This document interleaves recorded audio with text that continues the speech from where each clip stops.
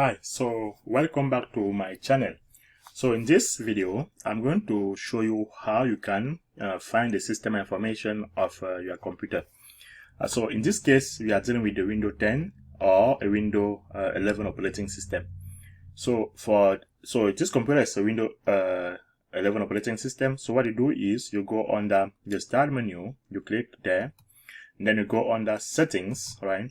And then you go on System, right? For System, you click on System, make sure you're under System.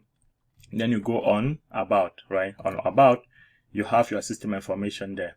So again, what I said is you go under the Start menu, right?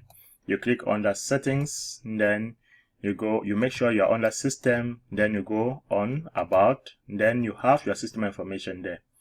Another option is if you want more system information, you go on the search menu, you type a system, right?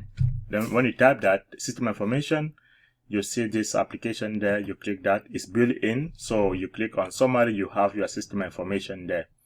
You can search whatever, look at whatever you need here. And again, you go under the search menu, you type a system information. I already have the application there.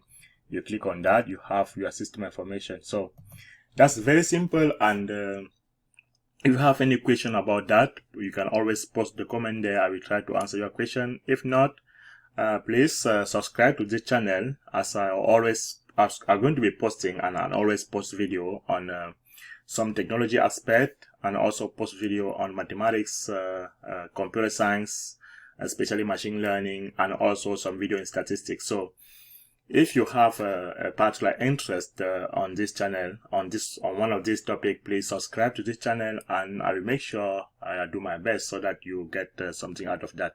And thank you.